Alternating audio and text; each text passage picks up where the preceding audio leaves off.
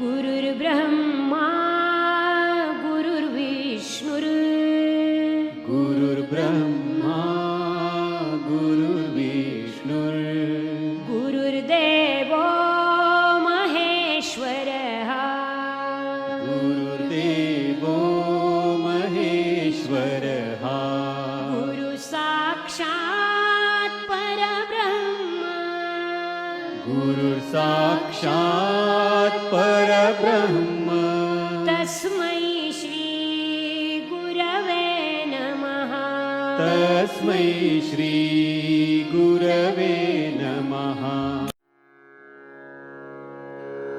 ॐ नमो भगवते वासुदेवाय ॐ नमो भगवते वासुदेवाय ॐ नमो भगवते वासुदेवाय ॐ नमो भगवते वासुदेवाय ॐ नमो भगवते वासुदेवाय वासुदेवाय वासुदेवाय।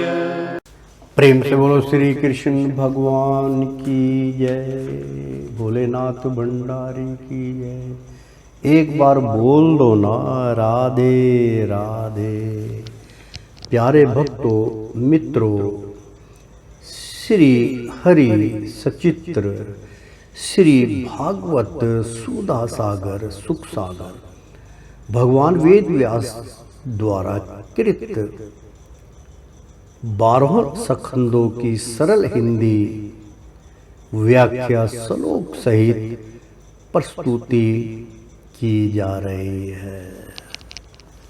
आचार्य श्री राजेंद्र कुमार सूर्यवंशी भगवान श्री कृष्ण की चरणों की धूल उनके शिष्य उनके मुख के द्वारा इस भागवत कथा के यज्ञ का प्रसाद आप तक वितरण कर रहे हैं। मित्रों भक्तों, लेना मत भूलिए। तो प्रेम से बोलो श्री कृष्ण भगवान की जय। मित्रों, 10वें सखंद का 25वां अध्याय हम अब शुरू करने जा रहे हैं। 24वें अध्याय में कि इस प्रकार भगवान श्री कृष्ण की प्रेरणा से नंद बाबा आदि बड़े बूढ़े गोपों ने गिरिराज गौ और ब्राह्मणों का विधि पूर्वक पूजन किया तथा फिर श्री कृष्ण के साथ साथ सब ब्रज में लौट आए। यहाँ तक 24वें अध्याय में कथा का भावार्थ था। तो मित्रों, 25वां अध्याय 10वें स्कंद का प्रारंभ करने जा रहे हैं। अगोधरण धारण, गो धरण धारण। प्रेम से बोलो श्री कृष्ण भगवान की जय।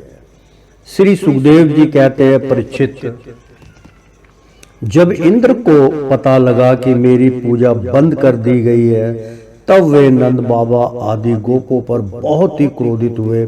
परंतु उनके क्रोध करने से होता क्या, उन गोपों के रक्षक तो स्वयं भगवान श्री कृष्ण थे। इंद्र को अपने पद का बड़ा घमंड था। वे समझते थे कि मैं ही त्रिलोकी का ईश्वर हूँ।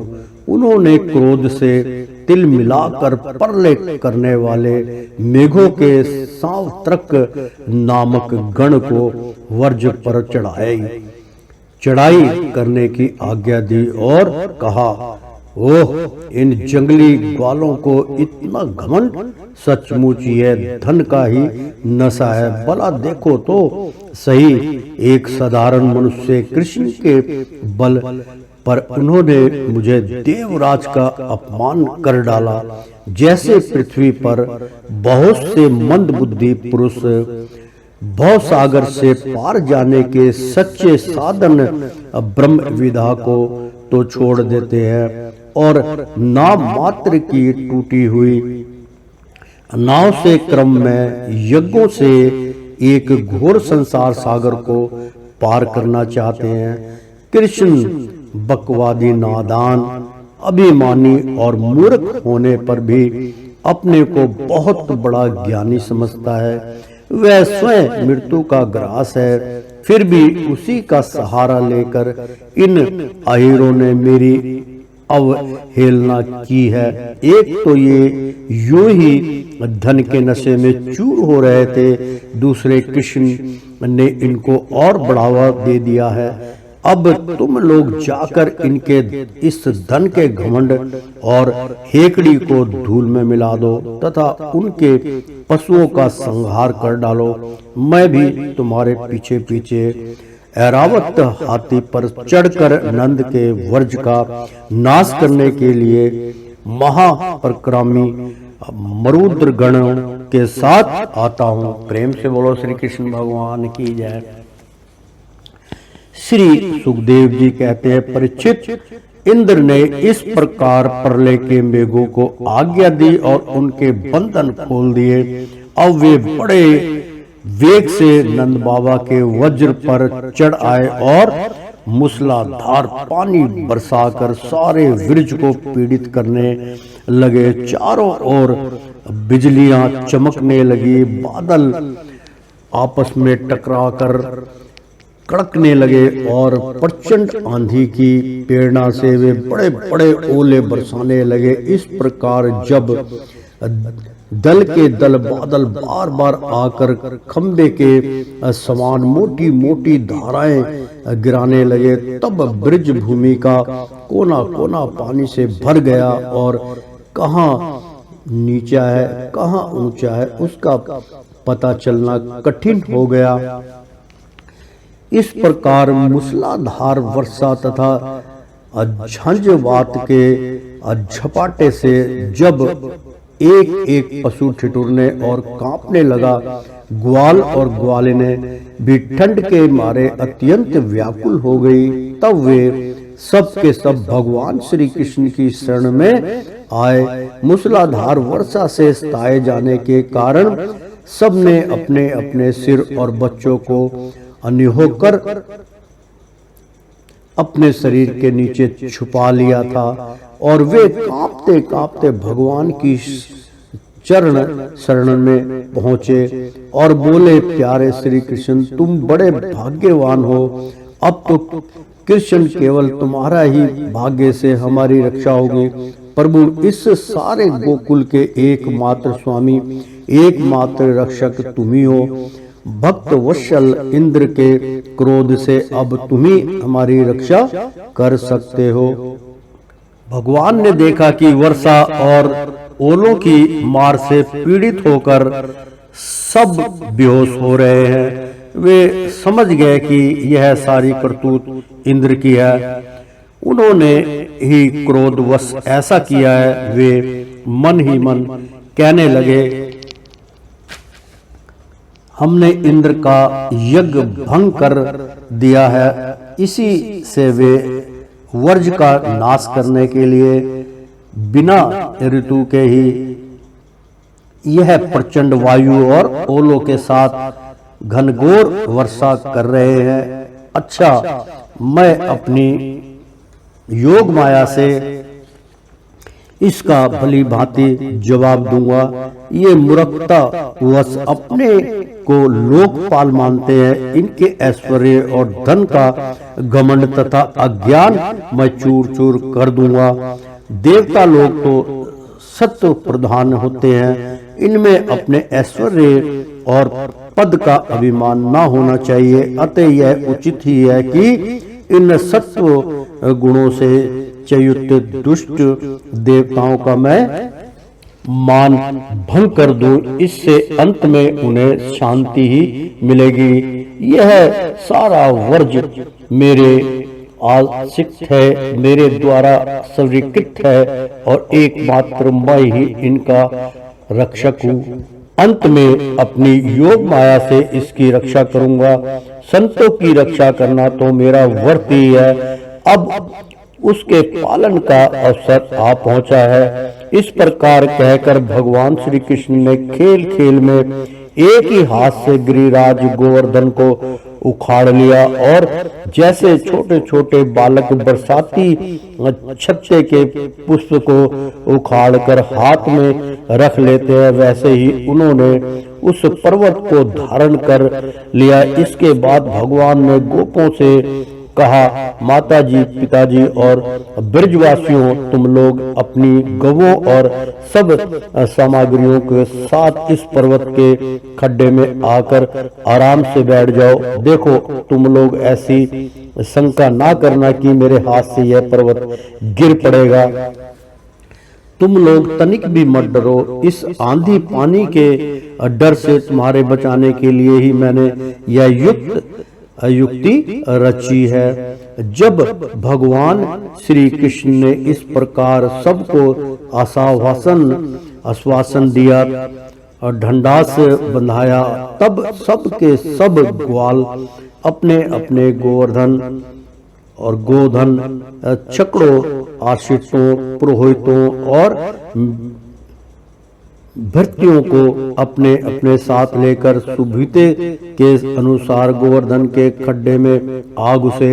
भगवान श्री कृष्ण ने सब ब्रजवासियों के देखते देखते भूख प्यास की पीड़ा, आराम विश्राम की आवश्यकता यदि सब कुछ भुलाकर 7 दिन तक लगातार उस पर्वत को उठाए रखा। वे एक डग भी वहां से इधर उधर नहीं हुए। श्री कृष्ण की योग माया का यह प्रभाव देखकर इंद्र के आश्चर्य का ठिकाना ना रहा। अपना संकल्प पूरा ना होने के कारण उनकी सारी हैकड़ी बंद हो गई। वे भौचके से रह गए। इसके बाद उन्होंने मेघों को अपने आप वर्षा करने से रोक दिया। जब गोवर्धनधारी भगवान श्री कृष्ण ने देखा कि वह भयंकर आंधी और घनघोर वर्षा बंद हो गई, आकाश से बादल छट गए और सूर्य दिखने लगे, तब उन्होंने गोपों से कहा, मेरे प्यारे गोपों, अब तुम लोग निडर हो जाओ और अपनी स्त्रियों, गोधन तथा बच्चों के साथ बाहर निकल आओ। देखो, अब आंधी पानी बंद हो गया तथा नदियों का पानी भी उतर गया। भगवान की ऐसी आज्ञा पाकर अपने अपने गोधन, स्त्रियों, बच्चों और बूढ़ों को साथ ले तथा अपनी सामग्री छकड़ों पर लाद कर धीरे धीरे सब लोग बाहर निकल आए। सर्वशक्तिमान भगवान श्री कृष्ण ने भी सब प्राणियों के देखते देखते खेल खेल में ही गिरिराज को पूर्ववर्त उसके स्थान पर रख दिया। ब्रजवासियों ने कहा, हृदय प्रेम के आवेग से भर रहा था। पर्वत को रखते ही वे भगवान श्री कृष्ण के पास दौड़े आए। कोई उन्हें हृदय से लगाने और कोई चूमने लगा। सबने उनका सत्कार किया। बड़ी बूढ़ी गोपियों ने बड़े आनंद और स्नेह से दही, चावल, जल आदि से उनका मंगल तिलक किया और उन्मुक्त हृदय से शुभ आशीर्वाद दिए। यशोदा दारनी, रोहिणी जी, नंद बाबा और बलवानों में श्रेष्ठ बलराम जी ने स्नेहातुर होकर श्री कृष्ण को हृदय से लगा लिया तथा आशीर्वाद दिए। परीक्षित, उस समय आकाश में स्थित देवता, साध्य, सिद्ध, गंधर्व और चारण आदि प्रसन्न होकर भगवान की स्तुति करते हुए उन पर फूलों की वर्षा करने लगे। राजन, स्वर्ग में देवता लोग शंख और नौबत बजाने लगे। तंबूरू आदि गंधर्वराज भगवान की मधुर लीला का गान करने लगे। इसके बाद भगवान श्री कृष्ण ने ब्रज की यात्रा की। उनके बगल में बलराम जी चल रहे थे और उनके प्रेमी ग्वाल बाल उनकी सेवा कर रहे थे। उनके साथ ही प्रेममयी गोपियां भी अपने हृदय को आकर्षित करने वाले, उसमें प्रेम जगाने वाले भगवान की गोवर्धन धारण आदि लीलाओं का गान करते हुए बड़े आनंद से ब्रज में लौट आई। तो प्रेम से बोलो श्री कृष्ण भगवान की जय। मित्रों, उच्चारण भगवान कहते हैं, सकृत देव परपन्याय तवा समेति च याश्चते अभ्यस्वर भूते अभो दादा मयता दत्तवर्तम ममम जो केवल एक बार मेरी शरण में आ जाता है और मैं तुम्हारा हूँ इस प्रकार याचना करता है, उसे मैं संपूर्ण प्राणियों से अभय कर देता हूँ। यह मेरा व्रत है। बड़ा सुंदर इसका उच्चारण भगवान ने कहा। भगवान स्वयं कहते हैं, ये संस्कृत का वो था कि सर्क देव जो केवल यानी कि केवल एक सर्क देव परनाए यानी कि केवल एक बार मेरी शरण परनाए तवाश्रमिति चा या चाहते यानी कि एक बार मेरी शरण में आ जाता है, मैं तुम्हारा हूँ। अभय सर्व भूत्य भयो दादा मयत दत्वंत्र ममम यानी कि इस प्रकार याचना करता है, उसे मैं संपूर्ण प्राणियों से अभय कर देता हूँ, उनके डर यानी कि निकाल देता हूँ। यह मेरा व्रत है। तो प्रेम से बोलो श्री कृष्ण भगवान की जय। और श्रीमन नारायण नारायण हरि हरि, तेरी लीला सबसे न्यारी न्यारी, बोलो हरि हरि। ओ श्रीमन नारायण नारायण हरि हरि। मित्रों, एक बार बोल दो ना राधे राधे। मित्रों, दसम स्कंद का 25वां अध्याय संपन्न हुआ। 26वां अध्याय हम प्रारंभ करने जा रहे हैं। तो 26वां अध्याय नंद बाबा से गोपों की श्री कृष्ण के प्रभाव के विषय में बातचीत।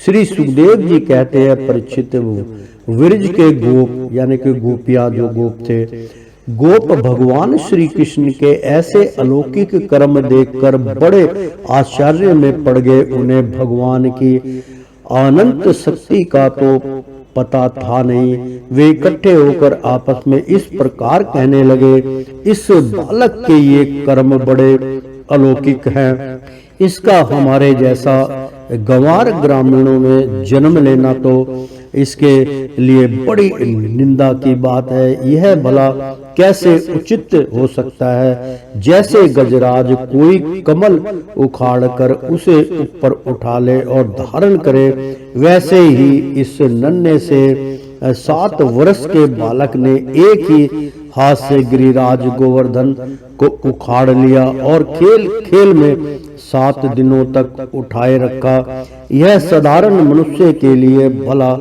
कैसे संभव है। जब यह नन्हा सा बच्चा था, उस समय बड़ी भयंकर राक्षसी पूतना आई और इसने आंख बंद कर किए ही उसका स्तन तो पी ही प्राण भी पी लिया और पी डाले।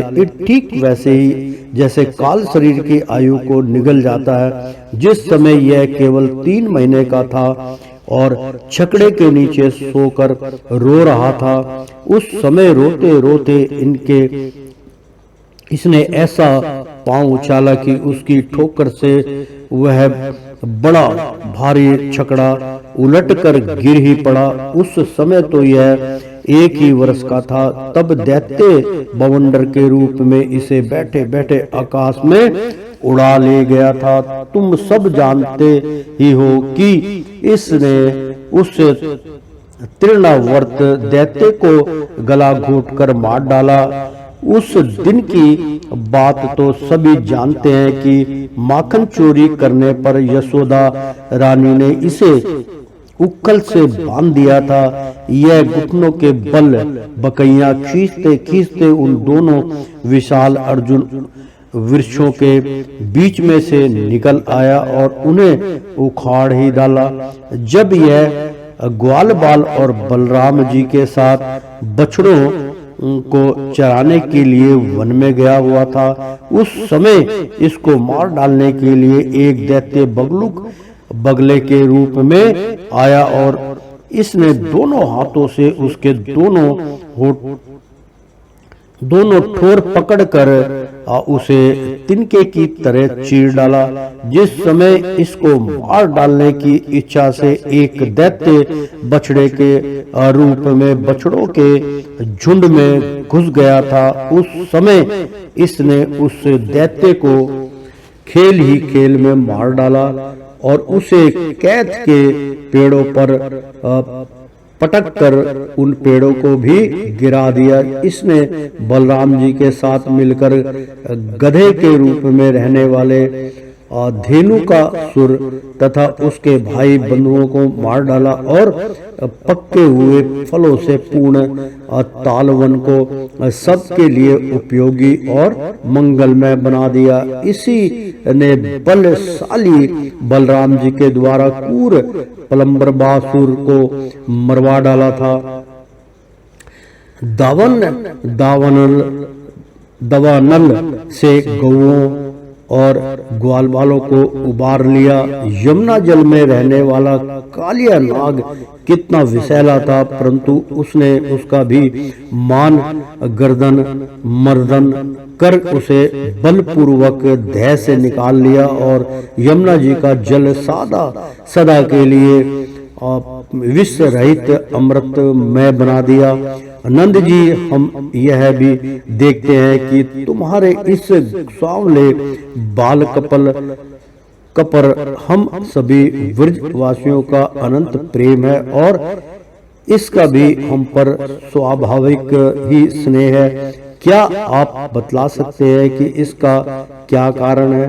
भला कहाँ तो यह 7 वर्ष का नन्हा सा बालक और कहाँ इतने बड़े गिरिराज को 7 दिनों तक उठाए रखना? ब्रजराज, इसी से तो तुम्हारा पुत्र के संबंध में हमें बड़ी शंका हो रही है। प्रेम से बोलो श्री कृष्ण भगवान की जय। नंद बाबा ने कहा, गोपो, तुम लोग सावधान होकर मेरी बात सुनो। मेरे बालक के विषय में तुम्हारी शंका दूर हो जाए, क्योंकि महर्षि गर्ग ने इस बालक को देखकर इसके विषय में ऐसा ही कहा था। तुम्हारा यह बालक प्रत्येक युग में शरीर ग्रहण करता है। विभिन्न युगों में इसने श्वेत रक्त और पीत से भिन्न भिन्न रंग स्वीकार किए थे। इस बार यह कृष्ण वर्ण हुआ है। नंद जी, यह तुम्हारा पुत्र पहले कहीं वासुदेव के घर भी पैदा हुआ था, इसलिए इस रहस्य को जानने वाले लोग इसका नाम श्रीमान वासुदेव है ऐसा कहते हैं। तुम्हारे पुत्र के गुण और कर्मों के अनुरूप और भी बहुत से नाम हैं तथा बहुत से रूप। मैं तो उन नामों को जानता हूँ, परंतु संसार के साधारण लोग नहीं जानते। यह तुम लोगों का परम कल्याण करेगा। प्रेम से बोलो श्री कृष्ण भगवान की जय। समस्त गोप और गवों को यह बहुत ही आनंदित करेगा। इसकी सहायता से तुम लोग बड़ी बड़ी विपत्तियों को बड़ी सुगमता से पार कर लोगे। ब्रजराज पूर्ण काल में एक बार पृथ्वी में कोई राजा नहीं रह गया, अर्थात डाकुओं ने चारों ओर लूट घसोट मचा रखी थी। तब तुम्हारे इसी पुत्र ने सज्जन पुरुषों की रक्षा और इससे बल पाकर उन लोगों ने लुटेरों पर विजय प्राप्त की। नंद बाबा, जो तुम्हारे इस सांवले शिशु से प्रेम करते हैं वे बड़े भाग्यवान हैं। जैसे विष्णु भगवान के कर कमलों की छत्र छाया में रहने वाले देवताओं को असुर नहीं जीत सकते, वैसे ही इससे प्रेम करने वालों को भीतरी या बाहरी किसी भी प्रकार के शत्रु नहीं जीत सकते। नंद जी, चाहे जिस दृष्टि से देखें, गुण से ऐश्वर्य और सौंदर्य से कीर्ति और प्रभाव से तुम्हारा बालक स्वयं भगवान नारायण के ही समान है। अतः इस बालक के अलौकिक कार्यों को देखकर आश्चर्य ना करना चाहिए। गोपों, मुझे स्वयं गंगराचार्य जी यह आदेश देकर अपने घर चले गए। तब से मैं अलौकिक और परम सुखद कर्म करने वाले इस बालक को भगवान नारायण का ही अंश मानता हूँ। जब व्रजवासियों ने नंद बाबा के मुख से गजराज जी की यह बात सुनी तब उनका विस्मय जाता रहा, क्योंकि अब वे अमित तेजस्वी श्री कृष्ण के प्रभाव को पूर्ण रूप से देख और सुन चुके हैं। आनंद से भरकर उन्होंने नंद बाबा और श्री कृष्ण की भूरी भूरी प्रशंसा की। और जिस समय अपना यज्ञ भंग हो जाने के कारण इंद्र क्रोध के मारे आग बबूला हो गए थे और मूसलाधार वर्षा करने लगे थे, उस समय वज्रपात, ओलों की बौछार और प्रचंड आंधी से स्त्री, पशु तथा ग्वाले अत्यंत पीड़ित हो गए थे। अपनी शरण में रहने वाले ब्रजवासियों की यह दशा देखकर भगवान का हृदय करुणा से भर आया, परंतु फिर एक नई लीला करने के विचार से वे तुरंत ही मुस्कुराने लगे। जैसे कोई नन्हा सा निर्भर बालक खेल खेल में ही बरसाती छत्ते का पुष्प उखाड़ ले, वैसे ही उन्होंने एक हाथ से ही गिरिराज गोवर्धन को उखाड़ कर धारण कर लिया और सारे ब्रज की रक्षा की। इंद्र का मद चूर करने वाले वे ही भगवान गोविंद हम पर प्रसन्न हो। तो प्रेम से बोलो श्री कृष्ण भगवान की जय। श्रीमन नारायण नारायण हरि हरि, तेरी लीला सबसे न्यारी न्यारी, बोलो हरि हरि। ओ श्रीमन नारायण नारायण हरि हरि, प्रेम से बोलो श्री कृष्ण भगवान की जय। एक बार बोल दो ना राधे राधे। मित्रों,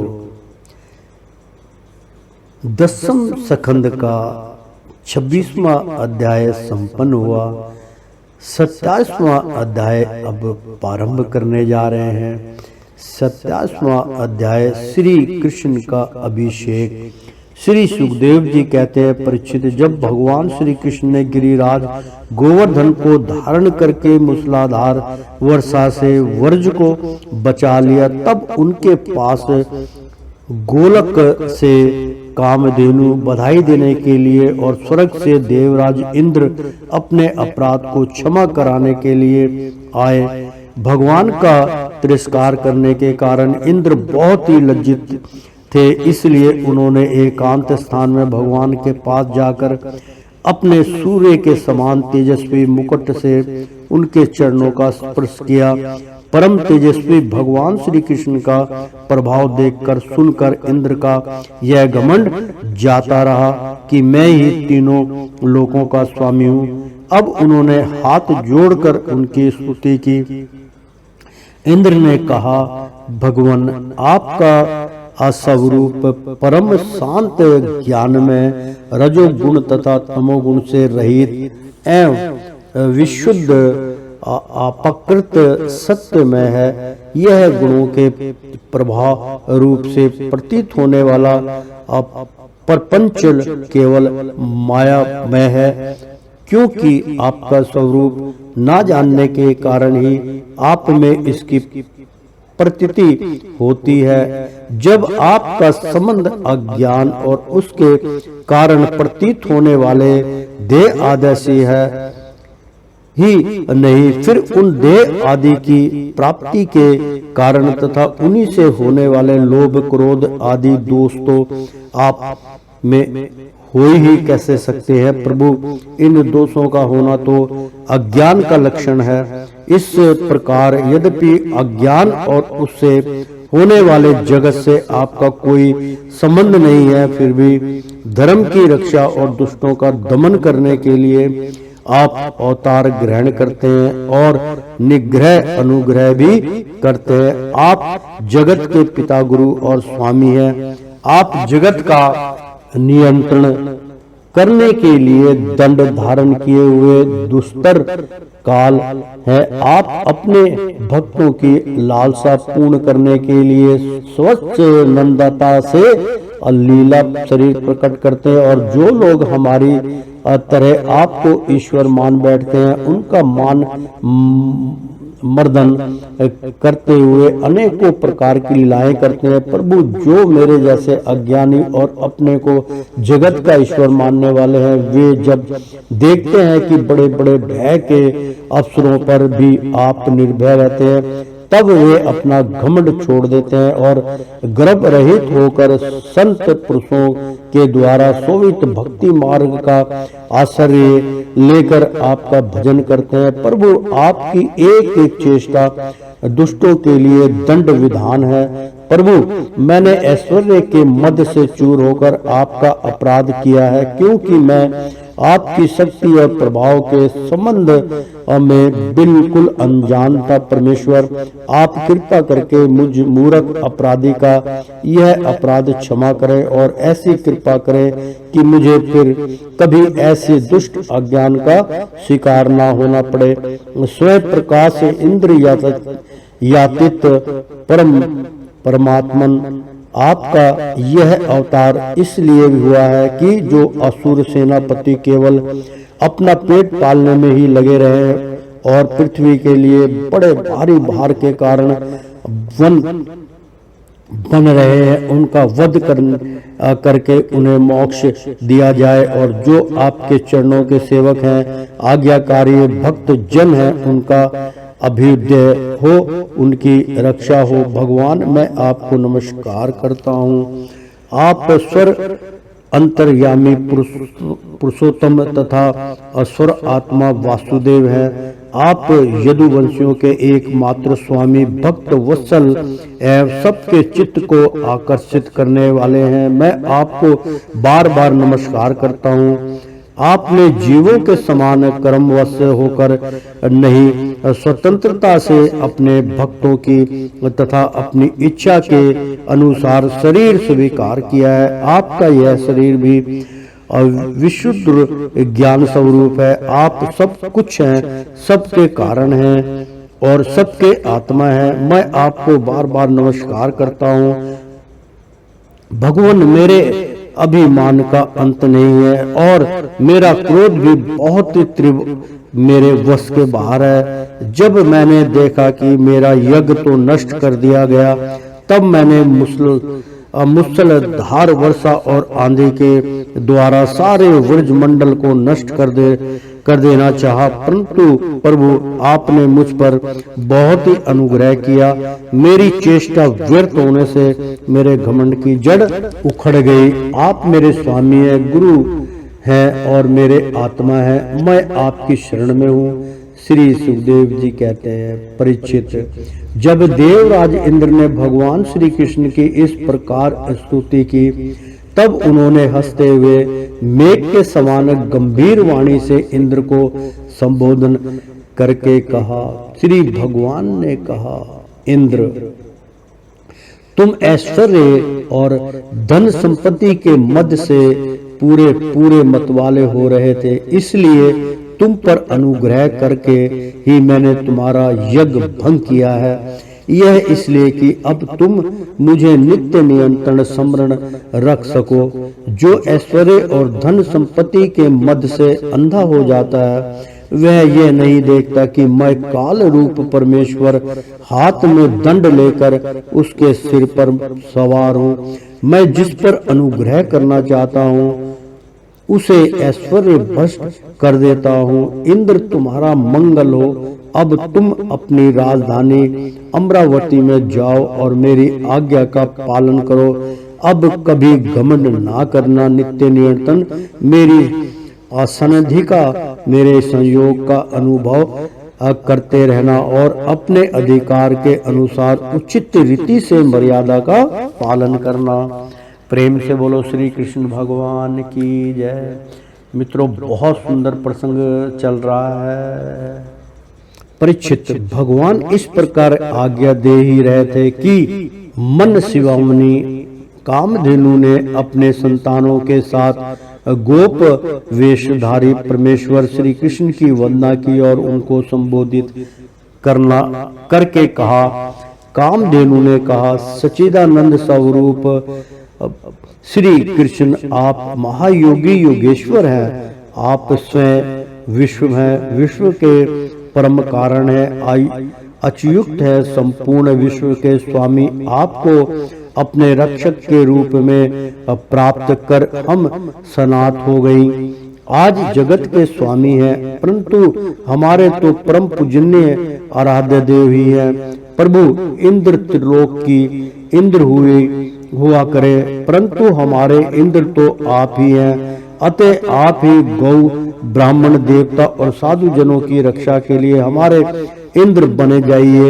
हम गौवे ब्रह्मा जी की प्रेरणा से आपको अपना इंद्र मानकर अभिषेक करेंगे। विश्वतमन आपने पृथ्वी का भार उतारने के लिए ही अवतार धारण किया है। प्रेम से बोलो श्री कृष्ण भगवान की जय।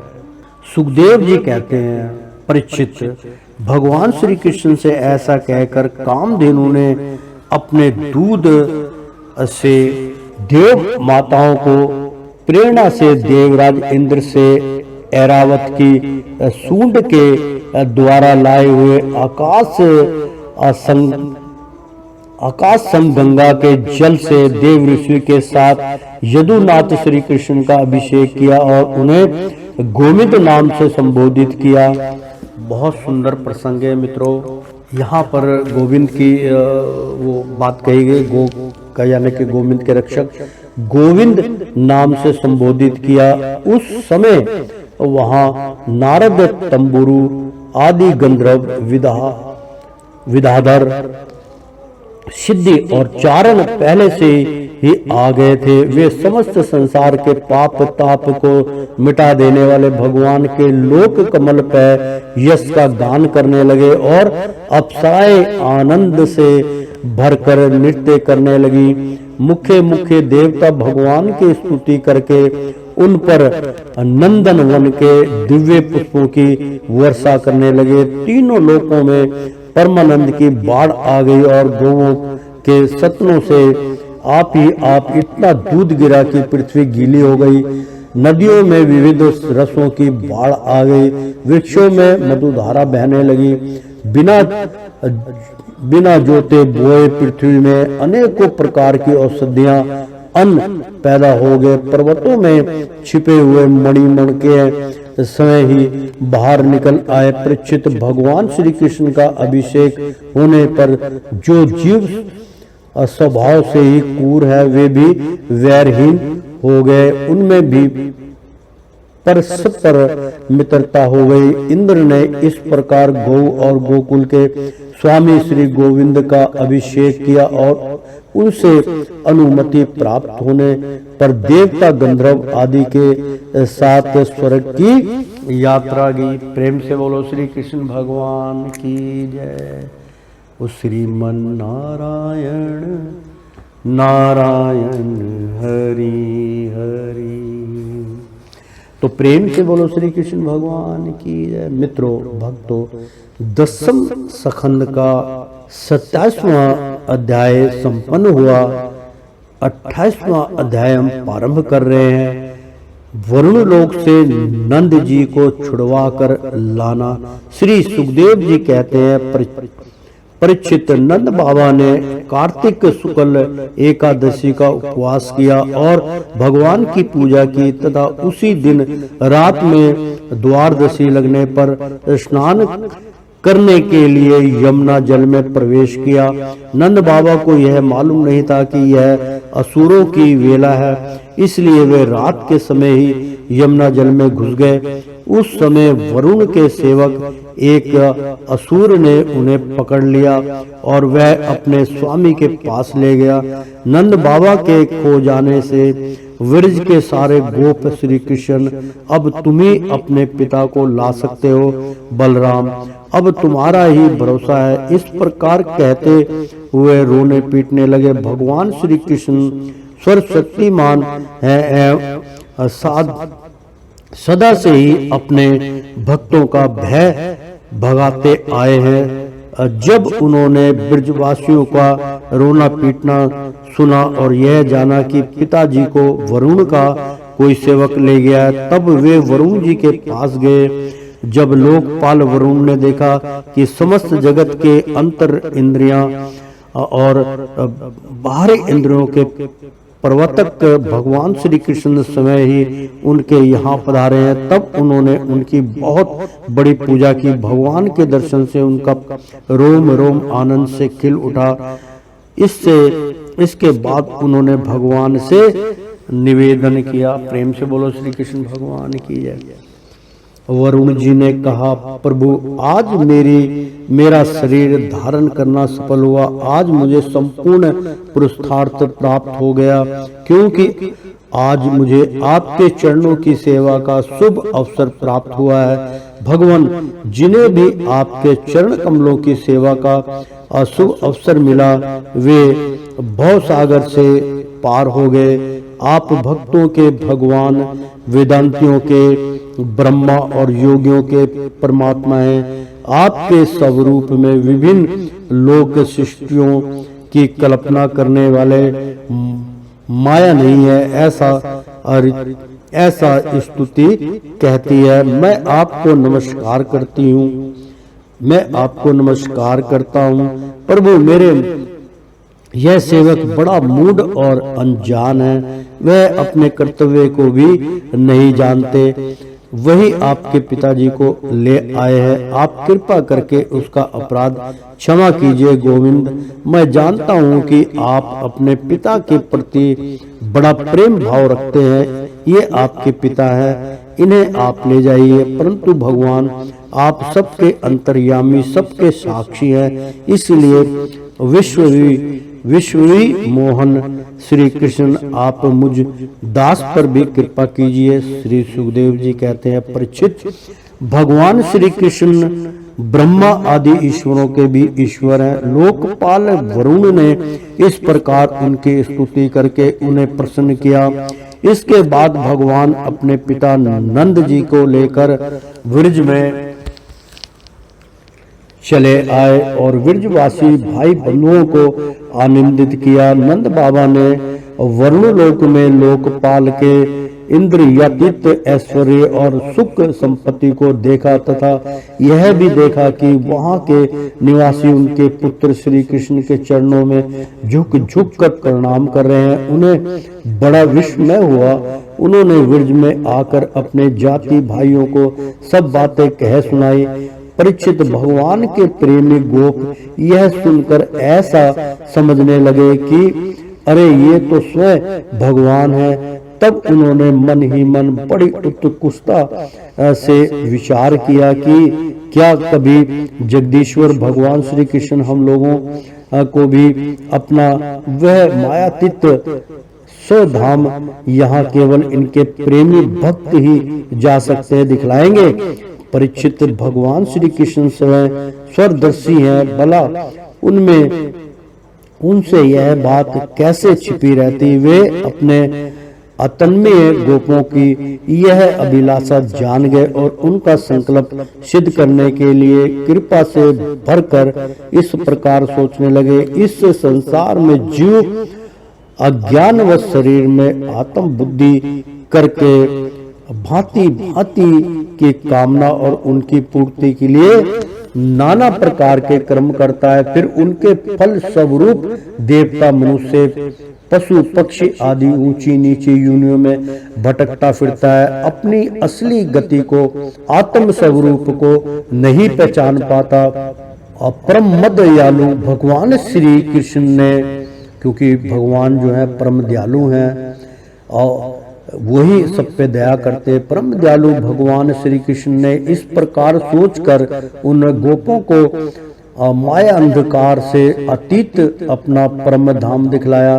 भगवान ने पहले उनको उस ब्रह्मा का साक्षात्कार करवाया जिसका स्वरूप सत्य, ज्ञान, अनंत, सनातन और ज्योति स्वरूप है तथा समाधि निष्ठ गुणातीत पुरुष ही जिसे देख पाते हैं। जिस जलाशय में अक्रूर को भगवान ने अपना अक्रूर जी जो थे उनको जब जल में अपना स्वाभाविक रूप दिखलाया था, उसी की व्याख्या हो रही मित्रों। जलाशय में अक्रूर को भगवान ने अपना स्वरूप दिखलाया था, उसी ब्रह्मा स्वरूप ब्रह्मा हृदय में भगवान उन गोपों को ले गए। वहां उन लोगों ने उसमें डुबकी लगाई, वे ब्रह्म हृदय में प्रवेश कर गए। तब भगवान ने उसमें से उनको निकालकर अपने परम धाम का दर्शन कराया। उस दिव्य भगत स्वरूप लोक को देखकर नंद आदि गोप परमानंद में मगन हो गए। वहां उन्होंने देखा कि सारे वेद मूर्तिमान होकर भगवान श्री कृष्ण की स्तुति कर रहे हैं। यह देखकर वे सब के सब परम विस्मित हो गए। प्रेम से बोलो श्री कृष्ण भगवान की जय। मित्रों, बड़ा ही सुंदर और प्रसंग चल रहा है प्रभु जी का। यहाँ पर मित्रों 88वां अध्याय 10वें स्कंद का संपन्न हुआ। तो मित्रों, प्रेम से बोलो श्री कृष्ण भगवान की जय। ओ श्रीमन नारायण नारायण हरि हरि, तेरी लीला सबसे न्यारी न्यारी, बोलो हरि हरि।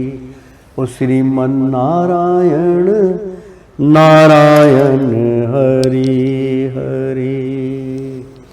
एक बार बोल दो ना, राधे राधे। कृष्णम कृष्णम